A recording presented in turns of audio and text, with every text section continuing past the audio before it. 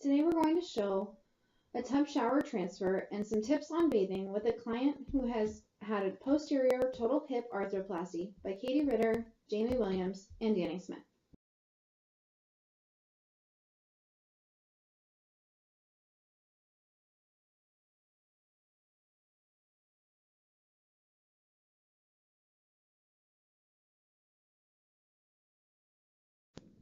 Before beginning, it is important to have all the necessary items within reach to make the shower routine easier and safer. There are a variety of shower chairs that can be purchased to fit specific client needs. A non-slip shower mat can help prevent the individual's feet from slipping while transferring and bathing. Having a reacher and long-handled sponge will help get all essential areas clean and prevent the individual from breaking proper hip precautions. Surgical precautions for a posterior total hip arthroplasty include not bending past 90 degrees, not crossing the legs, and not pointing the toe inwards. Other safety precautions while transferring to and from the tub and shower and during the bathing routine are moving rugs away from the edge of the tub. If the tub has a shower curtain, placing the shower curtain under the leg nearest the outside of the shower to prevent water from ending up on the floor where you will be stepping at the end of the shower. Also making sure the floor is dry before standing or transferring out of the tub. Using a reacher with a towel on the end of it is the easiest way to clean up this excess water. And after showering or bathing, drying the feet before getting out of the tub and putting on socks with grippers can reduce falls. Begin by stepping back towards the tub until you feel the tub on the back of your legs, and then with one hand you're going to hang out of the walker and the other hand you're going to reach back for the seat, slowly letting yourself down and kicking out that leg. So it's important when we're turning to get into the bathtub that you aren't going past that 90 degrees. You're not crossing your legs, and you're also not turning your toe inwards. So you're going to turn slowly and bring the good leg over. And as we bring this one, you want to make sure that you're not going past that 90, so you can lean back a little bit if you're comfortable and you have a grab bar. So you can lean back and just slowly bring that foot over until you're all the way into the tub. Okay. To get out of the tub, then you're going to do the exact opposite, and you want to make sure that you're remembering to not bend past 90. You're not crossing your legs, and you're not turning that toe inwards. So you're just going to scoot over, and then just you can lean back a little bit if you're comfortable, and bring that leg over, put it down, and then keep turning. Kind of scoot over, and then bring this close. Remember to push off the chair so that you're not pulling your walker back on. And stand up.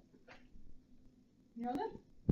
Have you practice. So step back towards the tub, and when you can feel it touch, just reach back and slowly sit.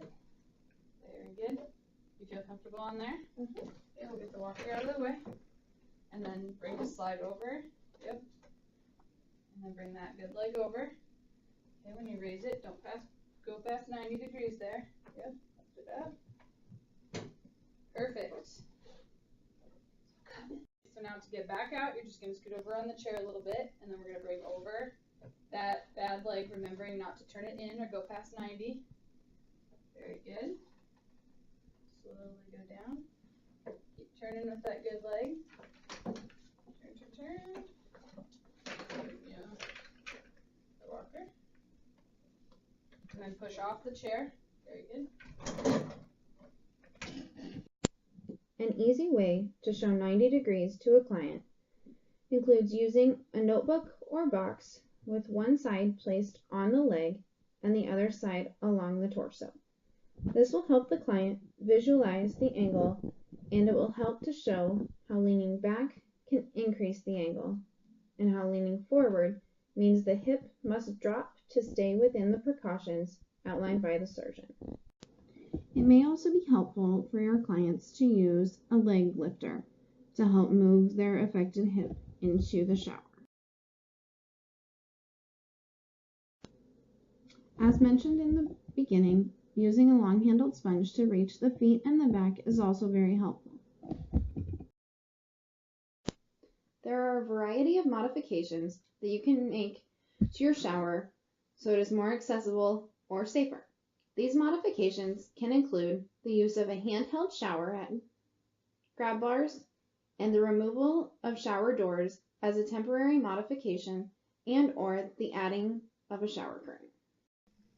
Today we discussed how I should keep following my hip precautions of not bending over past 90 degrees, not turning my foot in towards the other foot, and not crossing my leg when performing any kind of activity. Today I learned that when I go home, one of the ways we can help prevent and do safety is take shower door off of my shower and instead put up a shower curtain. And when I'm in the shower and I'm sitting down in my shower chair, I can tuck the shower curtain underneath my leg in order to keep the water from going onto the floor. And if it does happen to get on the floor, I can use my reacher and clean up the water that goes onto the floor. Today I learned that I can buy a handheld shower head so that I can sit and be safe without falling while I shower. In conclusion, we have shown you a tub shower transfer as well as ways to complete the bathing routine safely while following the 3 surgical precautions for a posterior total hip arthroplasty of not bending past 90 degrees, not crossing the legs, and not pointing the toe inwards. We completed this transfer while following these precautions and most importantly, performing the process safely.